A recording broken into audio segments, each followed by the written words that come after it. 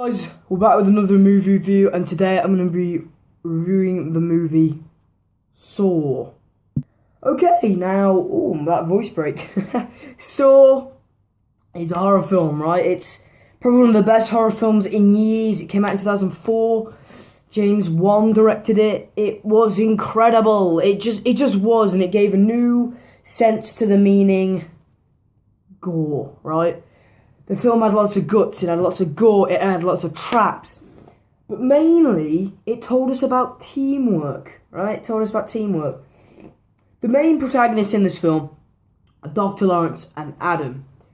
Dr. Lawrence is on one side of the room, Adam's on the other side. They're talking to each other, they're trying to find a plan to how the fuck to get out of this motherfucking hellhole.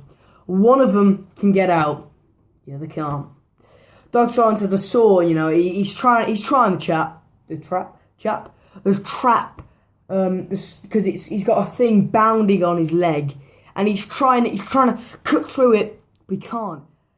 He realises later on in the film that he needs to cut off his leg, and he does that. Dr. Lawrence escapes. Adam's still stuck there, he doesn't know what the fuck to do. He's like, oh my god, I'm fucked. And then he realises that Jigsaw isn't dead.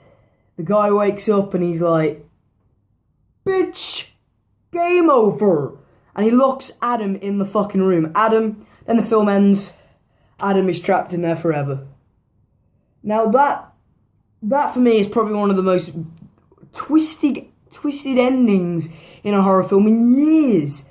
In years.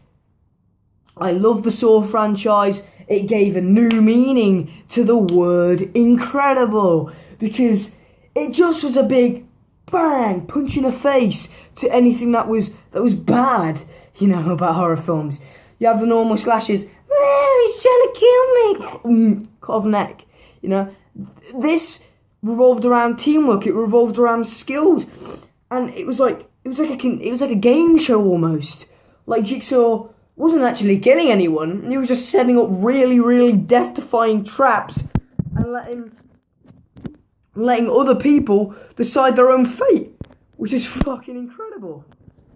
Sorry about that. Which was fucking incredible. My voice is going, I've lost my voice, I lost it last night, sorry.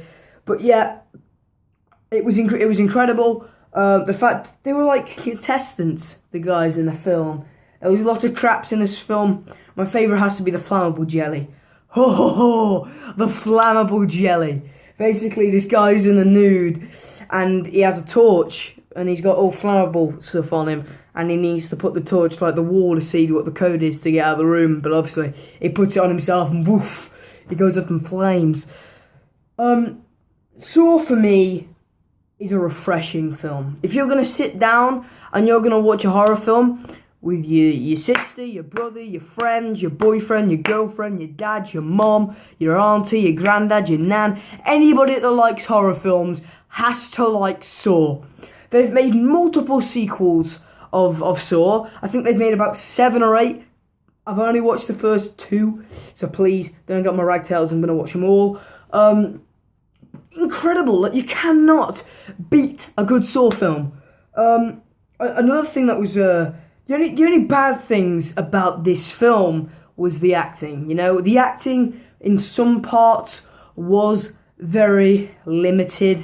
Adam and Dr. Lawrence did a fantastic job working together, communicating in teamwork, trying to get the fuck out of the room. I understand that. But some of the other people, like the detectives, their acting was very limited. And, they died quite early on in the film. It was like 50 minutes on. I was like, oh shit, they're dead. This film goes on for about 1 hour and 50 minutes. And we just realised that the detectives are dead. Like, come on, man, that doesn't happen often.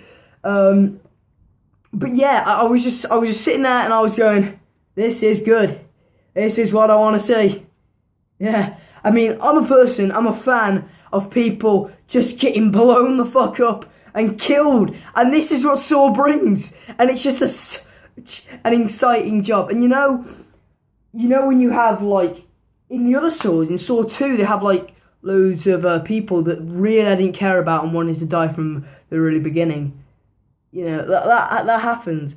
But Saw 1 was fantastic. And anybody that's watched Saw 1 will go, yeah, fucking amazing. They made a film called Hostel.